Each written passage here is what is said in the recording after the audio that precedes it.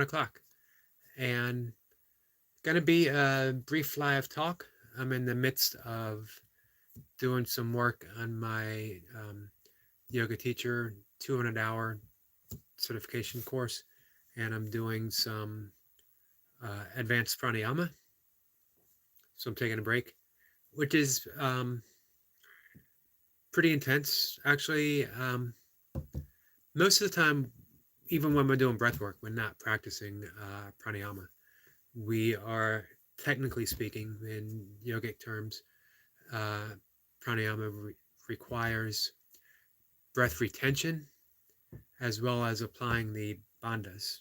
Sorry, my cat, I forgot to shut the door, and my cat hears me talking and immediately assumes that I am talking to her, or that I must include her in the conversation that I'm having with you guys. So I am. Um, so yes, it has to have the bandhas, the energy locks, as well. And I might read a description here to. There's multiple bandhas, but we basically deal with three bandhas, which are the throat, solar plexus, and the root chakra. Um, with the locks, we're doing a chin lock. We're doing an abdominal cavity lock where we're pulling the belly button in and upwards, or we're doing a root lock where we are lifting the sphincter muscles, the muscles of the perineum, uh, upwards, squeezing, as if we have to go to the bathroom, but we don't want to quite yet for whatever reason we have for not going to the bathroom. Who knows? Um, a sphincter just is any opening and closing within the body. So we have a sphincter in the throat, we have a sphincter in the solar plexus, and we have the lower sphincter, as well as others, I assume. Um, and they are energy channels, not just for the body, but for the subtle body, or we can say the astral body as well. Although people give a big shrug or whatever when you talk about subtle body, but when you experience it, it is pretty extraordinary. And then it puts everything else in doubt as well, because what other things have we just discarded because we didn't have a feeling for it, or we didn't see it? The essence wasn't, we weren't privy to its essence. It's a clever way of saying it. And when we become privy to its essence, we start thinking, what else? What else might be true? So that is the proper idea of using the bandhas and using pranayama. Now, breath work we can do anytime for specific purposes. With the actual pranayama, we need to be careful. Anytime you're doing breath retention, anytime you're doing the energy locks, which you don't want to be doing an energy lock out in public anyway. But there is not a danger, but there is you're going to feel it. You're going to feel the effects. So it's better to have it in a controlled situation, almost like meditation. You're doing it for this specific purpose, this specific reason, at this specific time. With the breath work, I have my morning practice. Personally, I link it all into pranayama, but the technical aspect is pranayama has to be with the bandha and with some type of retention. For me, I do my breath of fire, skull breathing, skull shining, first thing in the morning. In the afternoon, I do skull shining breath again, along with the alternate nostril breathing. With that, I do a retention. You don't have to. If you're just trying to get a sense of calm, if you're trying to release some stress, get a little more energy, 4 count in, 4 count out, 4 count in, 4 count out, 10 rounds. That was 1 round, doing it that way. What I'm practicing now, my own practice, 4 count in, retain. Remember doing the Vishna Pranayama Mudra. 2 fingers folded back. These fingers, properly speaking, should be up and together. They don't stay that way. They never have. And decades of practicing this, they never have. They probably never will. They don't need to. You get the idea. Um, so I breathe in for a count of 4. Always start with your left. Always finish on the left. Breathe in for a count of 4. Retain for a count of 16. Not saying 16 seconds, your count. 16. Exhale right for a count of 8. Breathe in right for a count of 4. Retain for a count of 16. Exhale left for a count of 8. Technically, that's 1 round. You can do 10 rounds. I cheat. I do 5 rounds. It takes me about 5 minutes to do 5 rounds. And the Hatha Yoga Sivyana tradition, you practice for 5 minutes. So there you have it. Technically, with that breath retention, and if you practice it with a bandhalak, then you are doing the proper pranayama. But again, you can separate it. Breath work is important all the time. And you can do it, again, for specific purposes. So that's what I'm working on. It's been a deep dive. Weird that I've been practicing yoga virtually my entire life. Been meditating for 30 years. And yet when you study to teach, you take that deep dive and everything deepens. You find that your practice was still in the shallow waters, even when you thought you were diving in the deep end, or even when you thought you might have been in the ocean, you were in the kiddie pool. Same as when I began teaching meditation, when I got my teaching certification. I had been practicing for years, but my practice just, again, took this deep dive into, and really into the ocean of my own consciousness when I started learning to teach. Now, with the yoga asanas, I've mentioned before, I mention this to Mocha all the time. I don't want to teach in a studio. I don't want to teach. I'm not sure what kind of teacher I want to be. But basically, when I have the information that I have, my own purpose, my own deep dive, my own secluded monkhood that I'm experiencing right now, and will probably continue to do so for who knows, maybe the duration, maybe just for another couple years. Everything changes.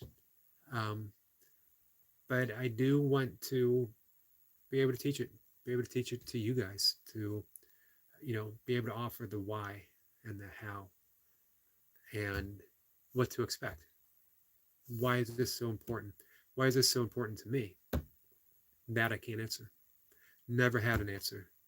It just is. Some people are drawn towards that type of path. Some people are drawn towards Buddhism.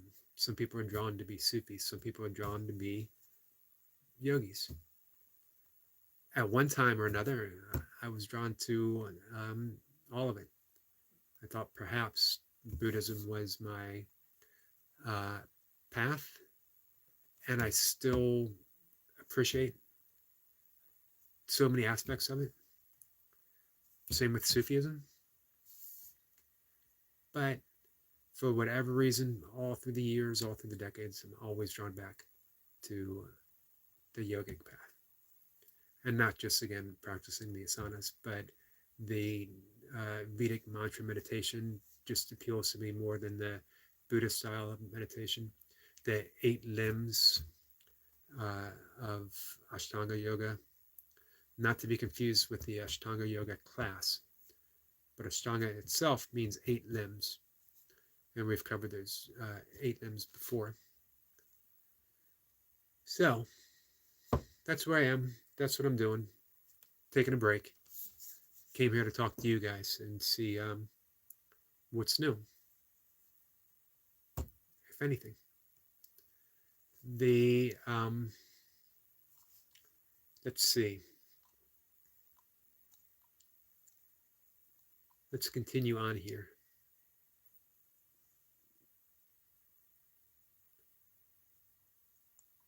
with what I'm doing. There's so many. Here's the basic pranayama outline of what I'm working on in this class. The uh, Nadishona, which is the alternate nostril breathing with the breath retention added in. Um, and at a certain point, um, we will be throwing in the root locks with each internal retention. Two things in breath work: internal retention, breath work, pranayama, with the bandha locks, energy locks. You have the internal retention of the breath, breathing in, I hold my breath. That's the way we most do it. If someone says, hey, take a deep breath and hold it, or hold your breath, people take a breath and they hold it. Internal retention. Then we have the external retention, a little more difficult. And this is used in Wim Hof breathing. Breathe in, breathe out completely. And when you breathe out completely, pull the lower ab in. So you exhale and getting all that oxygen completely out of your lungs. And then you hold your breath. External retention. So using that with Nadi Shadhana, which is the alternate nostril breathing, you would, with each internal retention, you do a root and a chin lock. And then with each external retention, so when I exhale all the way, all three locks are applied. That definitely adds a dimension to that. And then we cover, of course, Ujjayi breathing, which I've talked about before, an essential breath for my own healing, my own peace of mind. It has, it's like my life preserver. Whenever I feel that edge of anxiety creeping in, most especially at night, just a simple Ujjayi breathing, hearing my breath, the ocean sounding breath, calms me right down, brings me back from the edge. Ujjayi breathing is like you're fogging up a mirror sound, and you're breathing in. Don't know if you can hear that with the microphone of my camera. Exhaling through the nose, always through the nose, unless otherwise mentioned. Exhaling with that same ocean breath, using the throat, almost like you're snoring. And you can use that with some of the other breathing methods. You can even use it with the alternate nostril breathing, which I generally do, unless I'm doing it specifically. And then I do it with my box breathing in the evening. I do it by itself. Again, it brings me back from that edge. Shikara, which is a great for calming down the mind, and it involves the tongue. You fold the tongue between your teeth, and you inhale through the mouth and exhale through both nostrils. So there, it's a little different. I am not going to demonstrate. I'm not going to have the documentation of me attempting to fold my tongue on camera. Maybe when I practice a little bit more. It is a muscle, like all muscles, so it can be done, and I'm actually not too bad at it. I don't get that complete folding, but I surprise myself.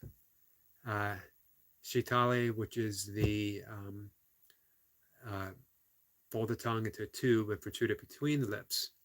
Inhale through the mouth, exhale through both nostrils. These are actually calming breaths. Very helpful. Bellows breath, which I believe I put a video on how to do it. It is very similar to skull shining breath, except skull shining breath, you are doing a passive inhale, very sharp exhale. And then you let your belly fall, air come in completely on its own, followed by another sharp exhale. It's the exhalation that you are really focused on, letting everything else happen by itself. With the bellows breathing, you are focusing on both. It's a very forceful breath. And let's see. You're also using bandhas throughout the energy locks, which makes it even more involved. One of my favorite breaths, Brahmari, bumblebee breath. This is an important breath for you guys. And I keep meaning to do a video just on it alone. There's lots of ways to do it, very simple ways to do it. Honestly, to get a lot of the effects, you can just breathe in through your nose, exhale with a humming sound. And the reason why it's so important for you guys, and when I say you guys, you know exactly who I'm talking to. It is the burpee guys, my burpee community, my burpee family, because it increases nitrous oxide, which enhances muscle performance, burns body fat, gives us energy. There's all kinds of nitrous oxide supplements out there that lots of athletes are using, or you can make it yourself. Very important tool to have in your toolbox. You practice it through the day. Not only does it calm you, not only does it bring the heart rate down, so it's a great recovery breath after a workout, but again, it increases that nitrous oxide, which is going to increase your fitness, put on some muscle. As well, nitrous oxide acts as a natural, hey Richard, nitrous oxide acts as a natural enhancer, a natural Viagra. The more nitrous oxide you have, because it expands the veins, it expands the tissue, brings in more oxygen, more blood through the muscles, all the muscles. So the Brahmari bumblebee breath naturally increases your nitrous oxide. It is great for every athlete. It's great to help you recover from a workout, help to get you ready for a workout, you get more reps. I'll do a video just on that sometime. But again, you can practice it just by humming. Breathe in through your nose for a count of 4. Exhale, humming through your nose. Count of, let's say, 8. Or just hum until the breath is complete. And then inhale again. Do 10 rounds. See what happens. It's the humming action that's important. Then there's the Mu Cha breath, which is that literally means the fainting breath. Sometimes you got to wonder, what's the appeal? What's the appeal of the fainting breath? With this, you inhale deeply with the Ujjayi breathing, the ocean breath that we talked about. Then you apply an internal bandha, retain. Internal is, remember, you're breathing in and you hold that breath. You retain until the point of fainting is very close. Then you raise your head, release the bandhas, and slowly exhale. Does not sound pleasant, but does have a purpose in the big yogic picture. And then the last breath is Plavini. One thing to keep in mind, not only do I mispronounce every single Sanskrit name, I mispronounce most of the names in English as well. So I'm an equal opportunist as far as mispronouncing everything. Plavini means petal. Because with regular practice in this advanced pranayama, the body becomes like a flower petal and floats on the water. Try it if you want to do some floating. And what you do in a snoring manner, slowly swallow air, just like sipping tea. Apply the internal lock. Remember, internal means you're holding the breath, and retain the breath until you have to burp naturally. This purifies apana, which is the root energy. We could call it our sexual essence energy.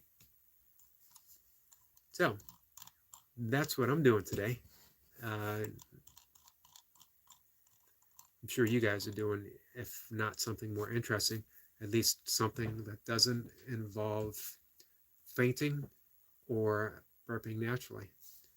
Um, but some of the things I describe, um, nitrous oxide, um, UJ breathing, which again, ocean breath, brings me back from the edge every time I'm on that edge of anxiety. Brings me back.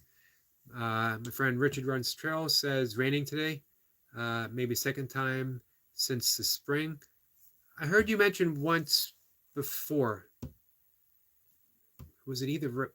I thought you said it was raining not too long ago, and you had said it was the first time since um, sometime in the spring.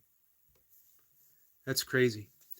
Um, Past few days, we have gotten quite a bit of rain because we went from a major heat wave, um, upper 90s, uh, very close to 199, and then with the usual mid-Atlantic humidity, the heat index was in the 100 degrees. I'm in the mid-Atlantic, so it appears that the hurricane, Richard says that he thinks we have a hurricane coming. I believe it's going to miss us and head towards New England. So Max is welcoming his very first um, autumn in New Hampshire with a hurricane, I believe, heading in that direction. So I hope he is following the weather. I hope he has everything battened down. That is the expression, right? Battened down. And supplies on hand. Um, in Maryland, you learn to usually have supply of duct tape, some plastic, water. I don't know why every emergency rushes out to get toilet paper, but they do have some in hand. My neighbor gets several newspapers, so if I ever run out of toilet paper, I'm running next door and I'm stealing the newspaper. Hopefully, they will never see this burpee channel, and I'll never find out, one, who's stealing the newspaper, and two, what that newspaper is being used for. Um, so hopefully it's going to be it's going to lose some impact by the time it hits New England, by the time it hits Max, because that's not a great way. It's not a great welcome to a new home within the first few weeks being hit with a hurricane. So odd that California experienced one of the few hurricanes ever heading up in that direction.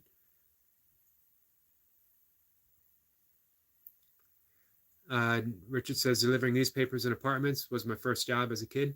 It was good exercise. It was my first job too. First real job, sort of real job. I used my bike. I had baskets on either side, and I think I started out walking, and it just didn't work out too well. People complained that it took too long. I got pretty efficient with it on the bike. Before that, wintertime, we would shovel sidewalks to make some extra money. And summertime, we would wash cars. And then I eventually got the job as the paperboy.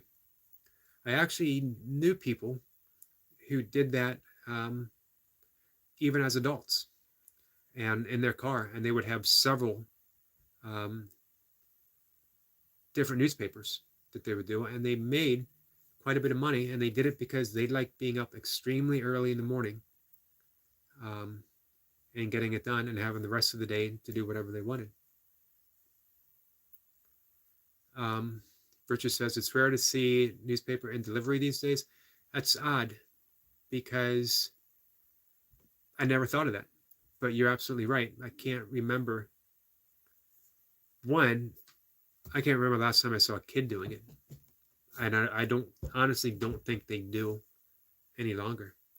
Um, up until my dad passed away, we always got several newspapers. It was a big thing um, in my home.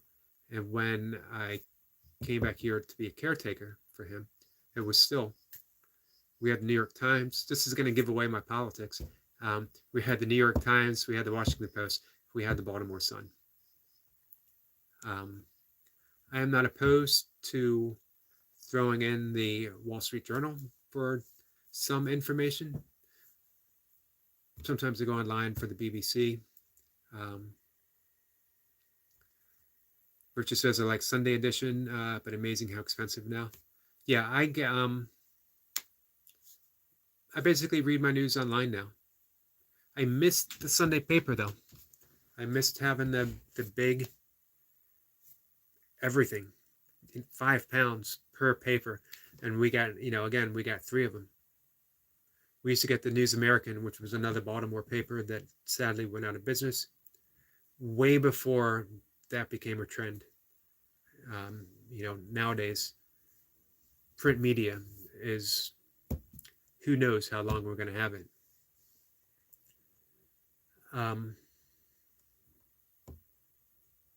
But yeah, I do quite a bit of online news, very carefully though, because I don't want to take in misinformation. I don't want to participate in it, and I don't want to inadvertently pass it on to someone else. So I'm very careful with my news, not saying I believe every single thing just because it's from my favored source. Always keep a skeptical mind on any information anyone is giving you. Doesn't mean that I'm saying there's a conspiracy there. I'm certainly not. Just be open-minded. Both sides. Whatever papers that you read, most of them are well sourced. Most of them are very, very great, sources. But it always pays to be careful. And it is what it is. Lewis is here. Good mother freaking morning, Eric and chat.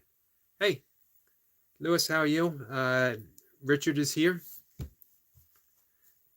Richard, not sure if you are aware that Lewis has signed up for a marathon.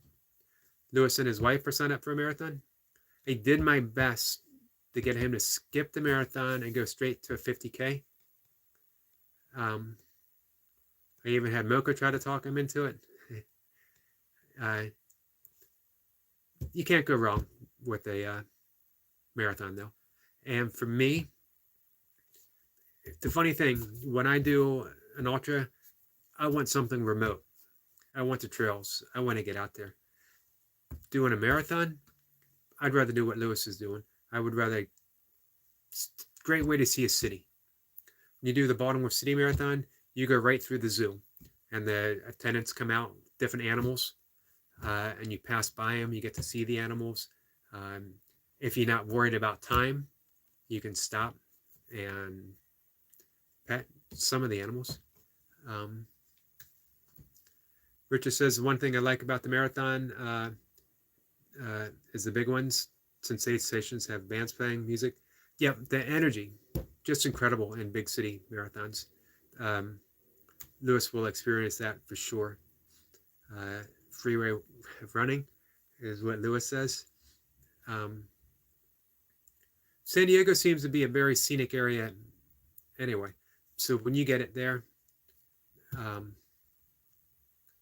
you got all that. You got that energy of the crowd. You got the music playing. You got the 8 stations.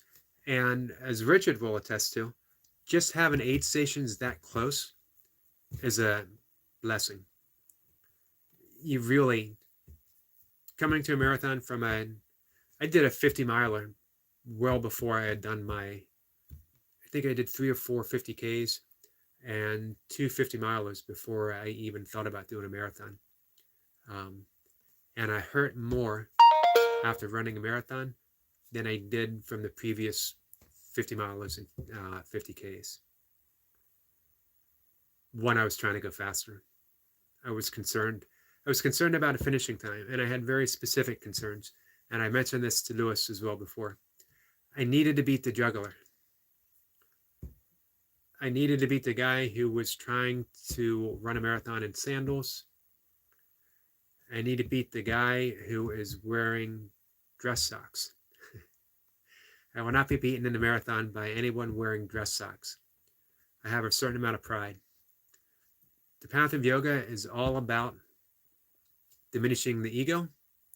However, I haven't reached that point where I can take my ego out of the scenario of losing to a guy in dress socks with a hydration pack on. Richard says those rock and roll marathons are well planned. Yeah, I mean, that's their business. So they're going all in. And Lewis says, when do you guys think I should start my training for running? It's in June. I would consider starting. Are you doing any running right now? I know you're putting time on your feet because you're out there hiking. What are dress socks? Are they anything like Paul from Oregon socks? Very similar. They are, if you were going somewhere formal, if you were wearing a suit, wearing a business suit, and you have the, socks, and they're pulled all the way up to your knee, and they're usually black or blue or whatever, or fancy. And if you were, instead of wearing your suit, put on a pair of running shorts and some running shoes and show up at a marathon, you would be the guy that I wanted to beat.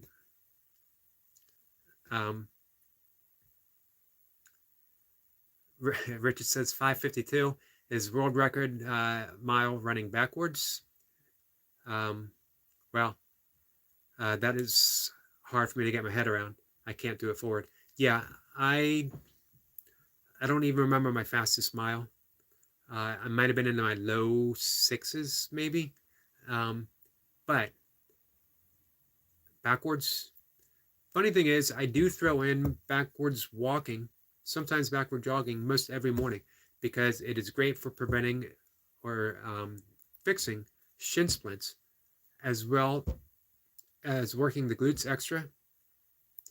And it's a great mental activity. It actually increases neural pathways in the mind because you're forcing your body to do something out of its familiar pattern. And it is what it is. Says, yes, his race is in June. He's not doing any running other than the hikes, which is actually really good, just getting that time on your feet. And I was actually going to say something similar to what Richard says, that running a few times per week now would be a good idea.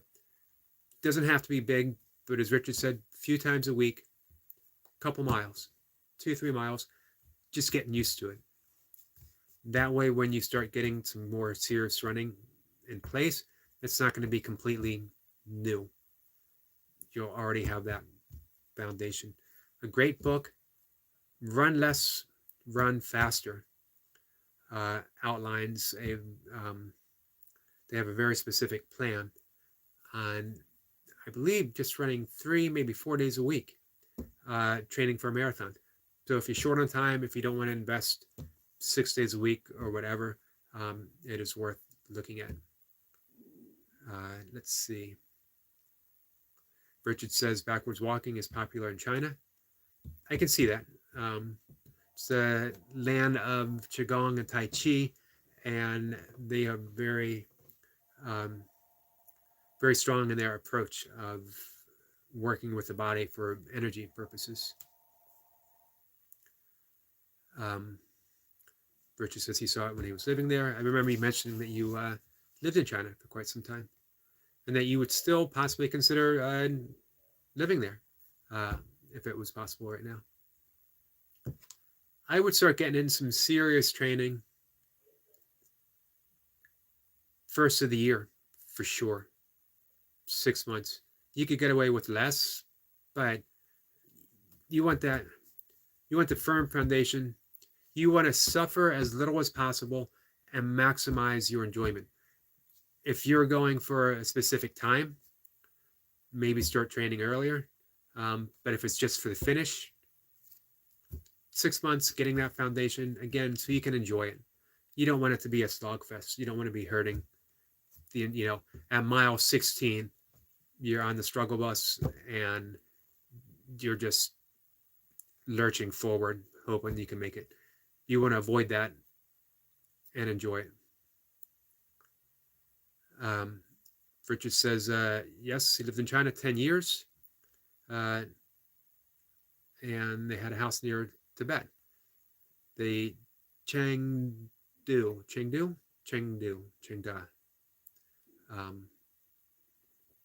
I skipped over it the first time, knowing that I was going to mispronounce it, but I figured I'd add it in. Probably close enough to Tibet that had it not been for governmental differences, it might still be considered Tibet. And our friend Destiny Walks PhD is here. Destiny Forever Walks, sorry. Happy Friday. Happy Friday to you, Destiny. Thank you for being here.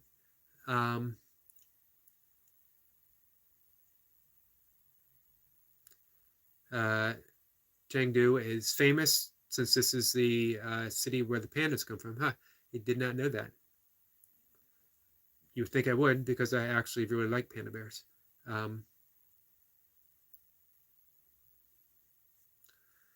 It is what it is, says, I just lost the feed. Here's a question for you too, since I know you both like different shoes, Hokas. I'm not a Hoka fan. I'm not a big shoe fan.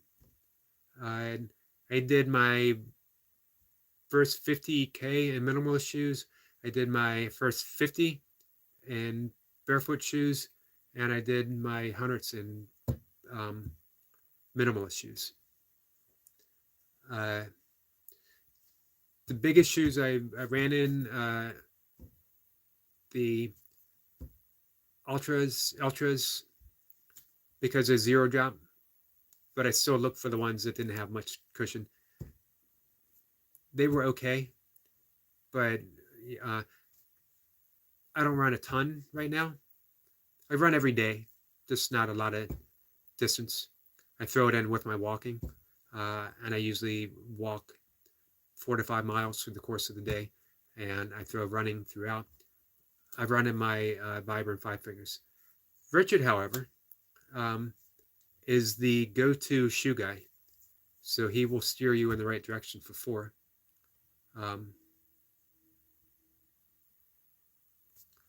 And Destiny, as always, is saying hi to everyone in the gang today, because she is always gracious and always kind. And we got some highs coming back, and she's asking me how I am today. I'm doing well. I came here and I mentioned in my beginning, I'm taking a break from my yoga teaching 200-hour course, doing advanced pranayama, which is advanced breathing exercises, and I need a break because certain pranayamas bring forward a lot of deep emotions that are literally buried in the tissue of the body, and they're released as we breathe through them. And sometimes I just need to take a step back, shake my head, and then get back to it, which I will in 5 or 10 minutes. I know Richard I know you've run in both Ultra and Hokas, is what he's saying, and for the Hoka on the roads. My first 100 was done in a pair of lightweight Invo 8s, which I absolutely loved. Trail shoes. I can't remember the specific, although I still have them in a room next door, and there's absolutely nothing left of them. But I cannot bring myself to throw away the shoes that I did my first 100 miles in. Oddly enough, um, they were the shoes that I also DNF'd my very first 200s before I finally finished one. I literally wore them. I wore them almost in every 24-hour race I've ever done, which is more. I must have done 10 24-hour races, if not more. Um, I wear my shoes until they virtually fall apart, or sometimes even when they're falling apart. Um,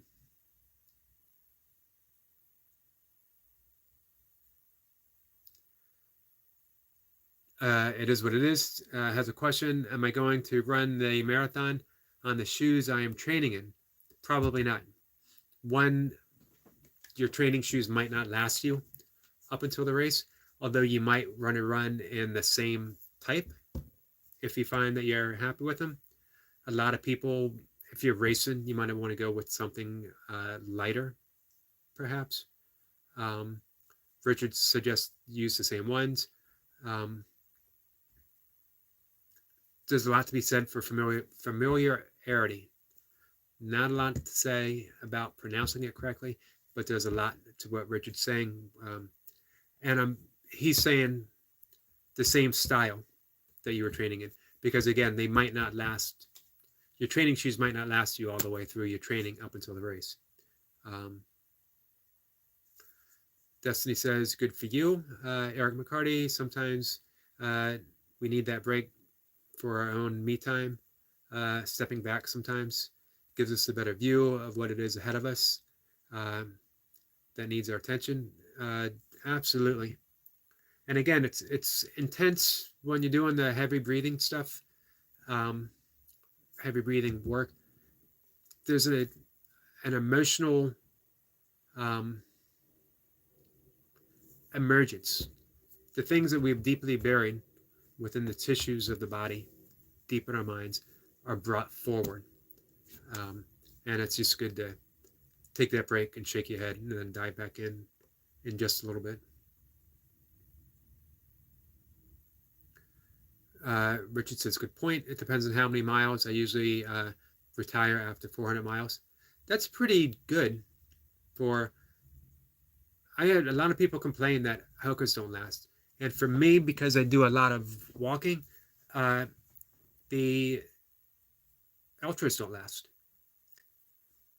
The sole, they last pretty well, but in the back, because walking, when I'm running, I'm landing on my midfoot, most especially in zero drop and in barefoot shoes, because you can't heel strike. You can't heel strike using Vibrams, or you won't do it for long. But with walking, you're walking heel toe, which is why pedestrian races, turn of the century, used to be called heel toe events. And it actually was one of the most popular spectator sports in the world for the late 1800s, early 1900s. People would gather. They had races in Madison Square Garden, New York City. And it would wear out in the, my shoes, my Ultras, would wear out because of the heel to toe walking. Destiny says, I'm not a runner. I am here to learn. Destiny is not a runner, but she is a treadmill dancer. Treadmill dancer extraordinaire should be your official title. If you want to see high energy, joyful routine, if you want to see the role of spirit in an exercise program, check out Destiny's channel, what she's doing on the treadmill. This morning, I watched her do it with a weight, with a dumbbell. She is combining dancing with the weight. Just incredible to watch. Not to mention the rope work, which really has me inspired to I have a heavy rope uh, back here in the corner of my room that I should break out and use sometime. I'm a little reluctant to jump rope with a heavy rope in my Vibram Five Fingers because I perceive a broken um, toe shortly into my practice. So I might need to break out my heavier shoes. I actually do have a pair of Hokas because I'm always interested in trying new things. Some of the only blistering I've ever had occurred wearing Hokas. But again, I think um, I'm in the minority here. Most people who try Hokas become fans of Hokas almost immediately. Mocha um, has a pair of Hoka, several pairs of Hoka, and she actually right now is alternating between Hokas and minimal shoes, the Merrell Trail Glove, which is a great shoe. I have a couple pair of trail gloves. I am a minimalist in everything except for quantity.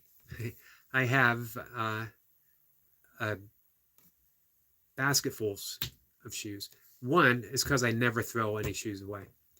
You know, like I said, I can't bear to throw away. They're unwearable, but I wore them to finish my first 100. How can I throw them away? I should get them bronzed and hang them from my rearview mirror in my car. Um, so,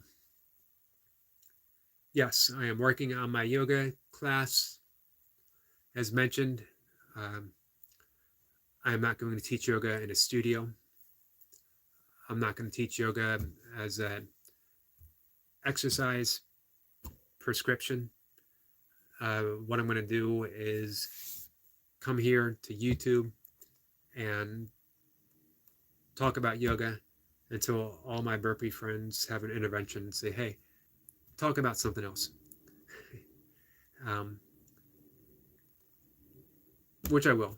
I'm happy to talk about other things. But that's the whole purpose for me, is that deep dive into yoga as well as bringing it out to other people so they can see the helpfulness of this path as a deeply spiritual path, as a deeply, and by spiritual, I'm meaning the integration of body, mind, and spirit, which is what yoga is all about. And when you get that, you see that it's all yoga. On the trails, in my opinion, Richard Run Trails is a yogi. On the treadmill, in my opinion, Destiny Forever Walks is a yogi. She's a walking yogi. On the burpee mat, with that efficiency, smoothest reps in the game, 5 pump burpees, 3 pump burpees. It is what it is. Lewis is a burpee yogi. Body, mind, spirit, blended, not broken down.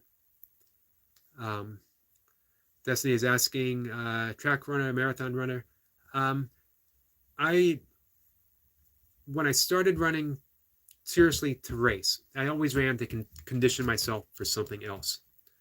When I decided to race, I decided very specifically I wanted to be an ultra runner. However, for training, I quickly found every race was perfect. So I've done everything from mile races to 5Ks, 10Ks, half marathons, marathons. Usually for training purposes, never training specifically for a 5K, never training specifically for 10K, although you do get faster the more you do them. I did a 5K. I don't remember my exact time, but it was one of my faster ones. 3 days, I believe, before I did my very first 50 miler. It helps. Getting in that, for me, it helped. Getting in the speed was definitely helpful for me on the longer stuff as well. And let's see. Because they have motivation. Aldo is here. Good afternoon, Eric. Hey, good afternoon. Alden, great to have you here. Been having some great conversations on YouTube. All the stuff you're bringing out lately. Your talks on masculinity, your talks on depression, important subjects. You're actually showing what fitness is all about. It's not just getting reps. If you're not fit if you're depressed. You can be in good physical shape, but fitness means you're working with everything. You're working with any emotional issues that you might have. You're working with any mental issues you might have. Your psychological issues you might have. You're working with the physical. You're working with the spiritual. Fitness, all inclusive. You got to cover the whole thing. It's just like, you want to be a strong runner. If you look at Richard's channel, he's doing a ton of weight training. I think Richard might do more weight training than any other ultra runner that I know of. Probably more so than even some of the big names. I know they lift, and they lift very specifically. However, Richard, in my opinion, is as much of a lifter as he is a ultra runner, and he excels at both. We here says, hey, thanks for stopping by. Appreciate it.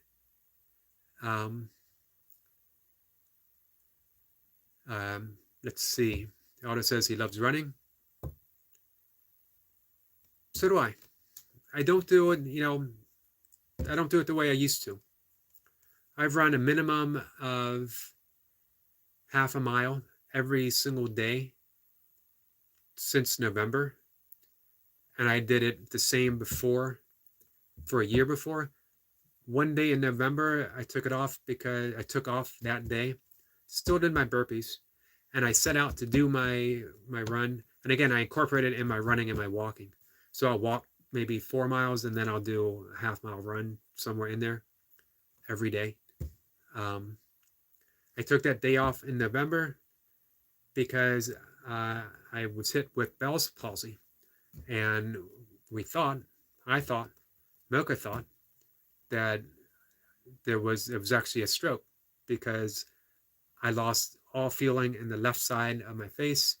I couldn't smile. Side of my face was locked up. Didn't know it was Bell's palsy. All the symptoms was there for a stroke, which was just odd because I just did, I think it was a Navy SEALs day, and I just hit 100-some Navy SEALs. Like, what a rotten time to, I can't even brag about it. What rotten time to have a stroke, as if there's possibly a good time to have one. Plus, being in good shape, watching my diet, just seemed, when I finally got to the emergency room and they rush you in saying, they call it a brain attack, and you cut in front of everyone, because when it's a stroke, time is of the essence. Of course, I waited about 6 hours before I went, because I wanted to, get my meditation time in. I wanted to, serious mistake. Don't do what I do, guys. Be smarter than me. When I tell you the stupid things I do, I don't say it because I expect people to follow along and do the stupid things that I do. Be smarter than me. Anyway, I took that day off from my walk run to go to the hospital. And then I immediately started it over the next day.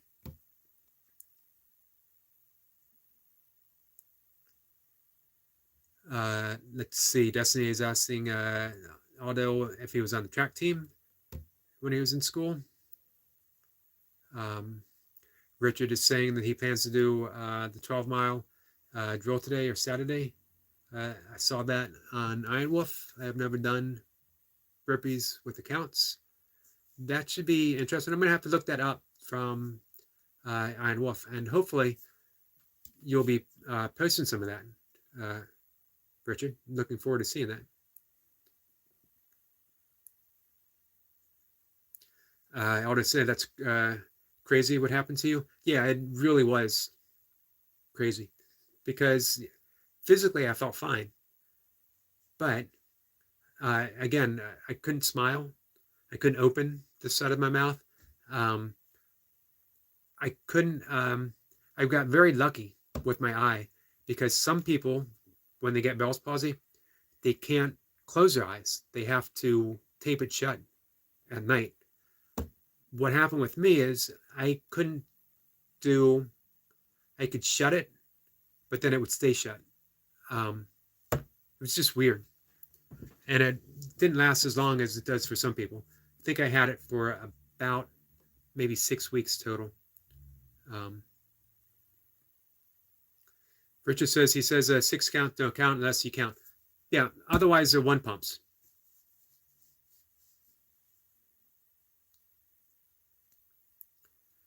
Aldo says that he was not on the track team. He started to run when he started his fitness journey.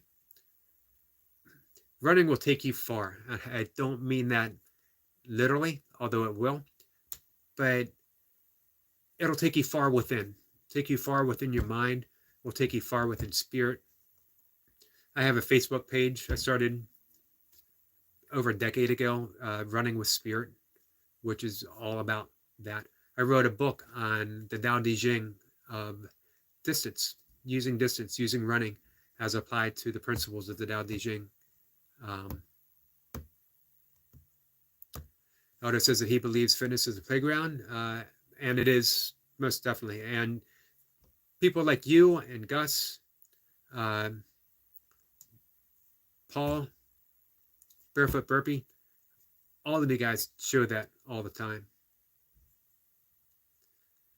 It is what it says. Oh, they count, Richard, referring to the 6 count burpees. For me, it's just a matter of making the distinction. Today I'm doing 6 counts, or I'm doing 1 pumps.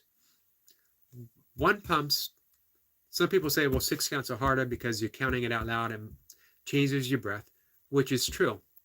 It does change your breathing. However, you can't say harder if you're getting more reps doing 1 pumps. So it's just a trade-off. One is as good as the other. It's just different, in my opinion.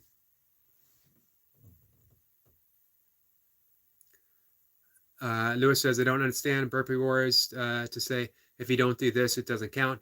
When you're literally doing them, so if you're doing them, keep going. Right.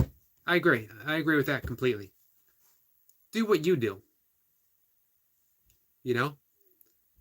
There's no burpee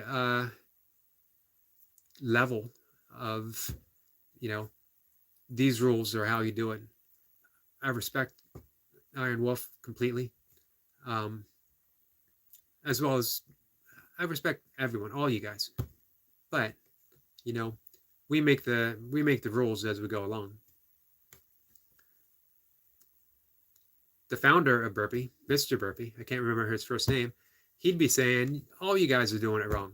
This isn't what I taught people, because he didn't have a pump in it.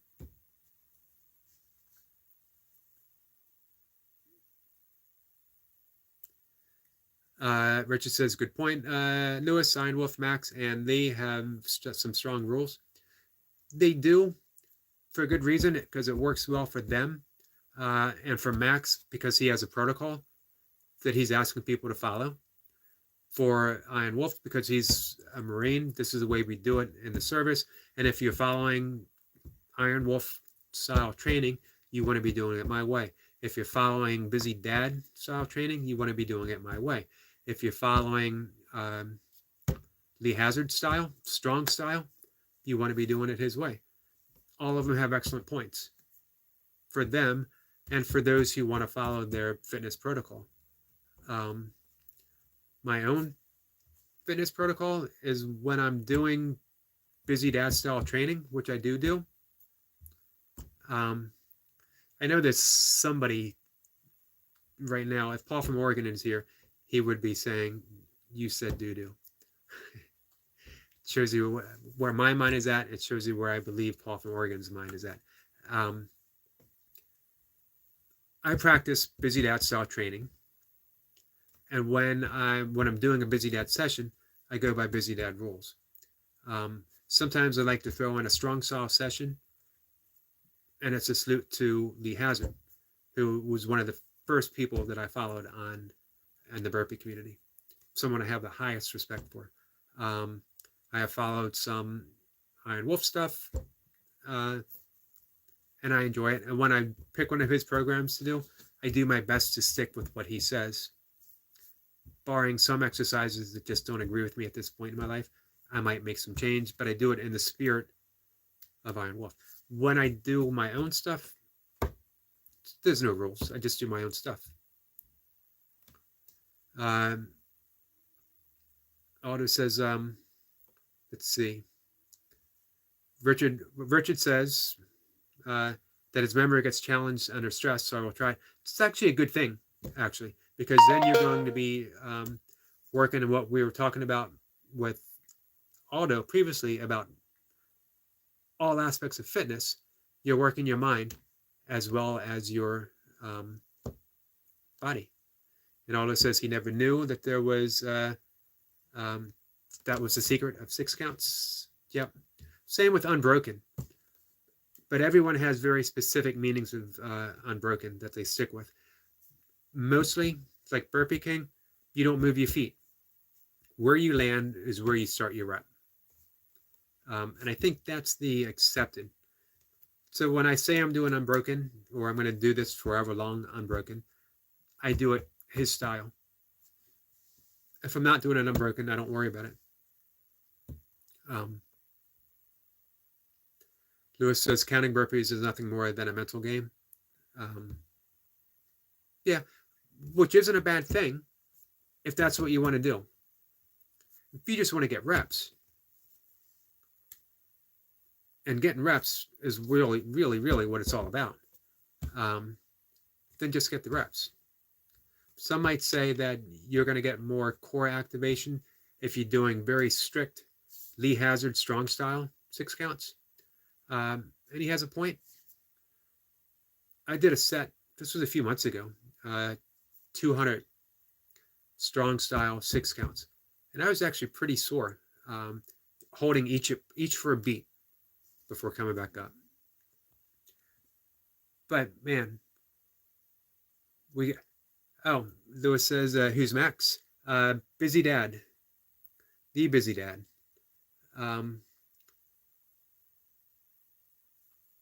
He was one of the starters for me as well. Busy Dad. Lee Hazard. Actually, they might have been the first two. Sam Thrussell came later. I was late arriving to Iron Wolf stuff, actually. Busy Dad was one of the very first. I looked at him and I thought, that's absolutely crazy watching somebody move that fast doing these burpees. Then I saw that he had these levels, and I thought, why? I got to see how high I can get.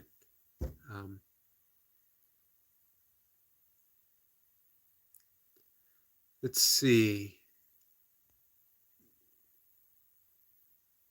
I don't normally read comments from people who try to troll me, but I like this one. This is kind of funny.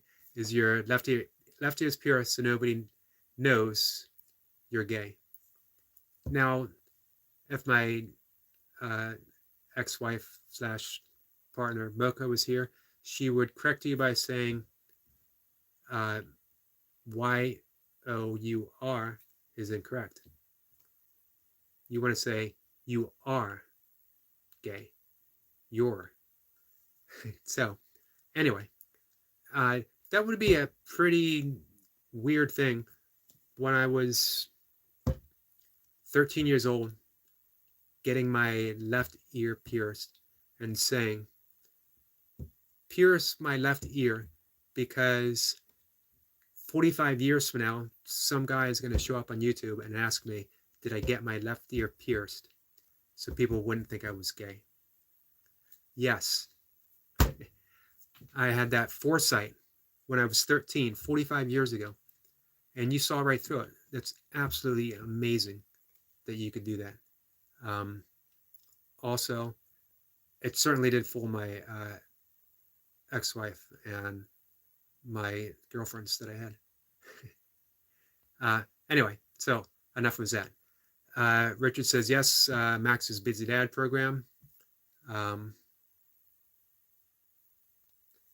Let's see. It is what it says. I was going to say that, Dudo. Yeah, I thought you would as well. I didn't want to make an assumption about your immaturity, but I knew we were on the same we were on that same level of maturity. So let's see. Burpee King psycho burpees are interesting. Lewis does amazing psycho style burpees as well. As a matter of fact, he did a short of him doing. It was the longest rep I've ever seen. It was easily a 30-second rep of just doing those psycho before he came back up. Absolutely amazing.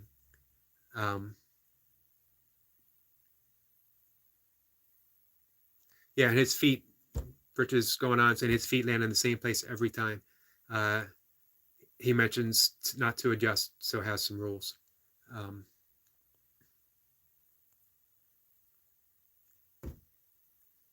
Aldo, thank you for the props.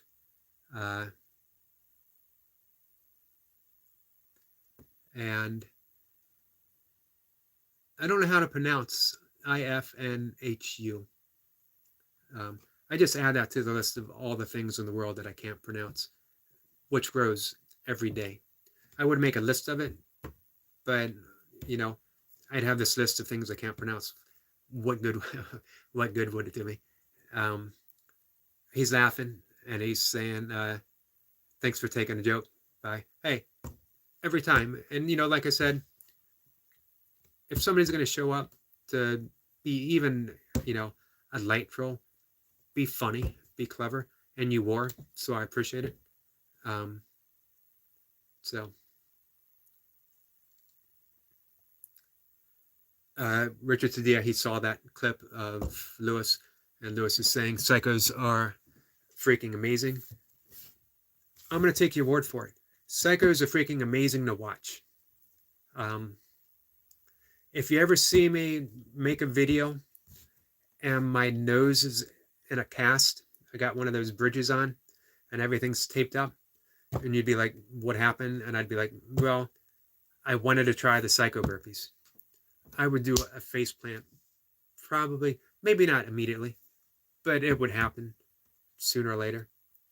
I'm working on the different type of crow pose in yoga, and I do a face plant several times a day, practicing that.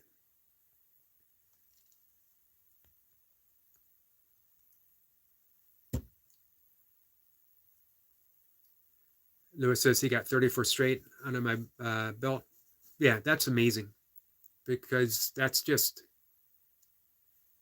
so fast, and you have to be so precise. No room to even think. I was going to say no room for a mistake, but you can't even think of a mistake because your body is in reactive mode. You just got to go, go, go. Man, it is a crazy rep.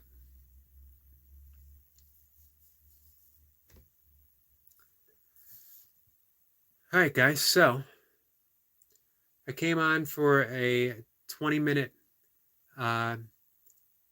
yoga class break, and now it is an hour and 10 minutes later.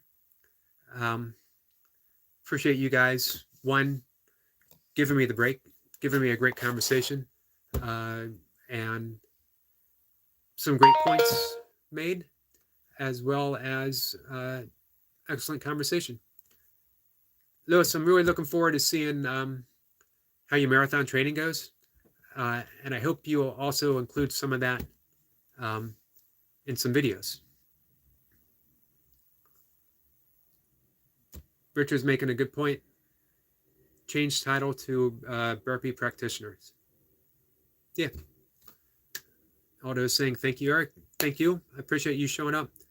And I really hope, Aldo, you and I can work out a time to do a live session together. Definitely like that. And we'll do it sometime where we can give notice. People can come by, um, because I think we have a lot to talk about as far as books that have shaped our lives, our fitness journeys. Because I think you and I started in we have worked through some similar issues. I started my fitness journey. I was young. I was I was a preteen, but during that time, I had some pretty bad side roads. I still worked out. That was the only thing that would pull me back from the brink. Um, but I came pretty close to some bad times. Let's see. Um, Richard's saying that I will try some of Aldo's workouts when he can do some pull-ups. And Gusto and Aldo have some tough workouts. Yeah, they certainly do. Gus has some crazy, actually, both you guys have some crazy long workouts where you'll just rep out for an hour at a time doing these very specific muscle up, pull ups, bar dips. Good stuff. Aldo says that fitness saved him. Me as well, my friend. Lewis says, have a great day. All right, guys. Yep, you all have a good day. I will see you guys tomorrow morning for some burpees. Take care, guys. Destiny, thank you for joining us. Always appreciate it. And she is saying the topics and conversation were very interesting, knowledgeable, and helpful. Everyone stay blessed and enjoy your day and weekend. Much love. Thumbs up conversation. Really great conversation. Covered a lot of stuff. Fitness, ultra running, shoes, yoga, and for some reason, my sexuality. But I hope all that's cleared up. I hope we all got the answer that we're looking for. You guys have an amazing day as well. Take care, guys.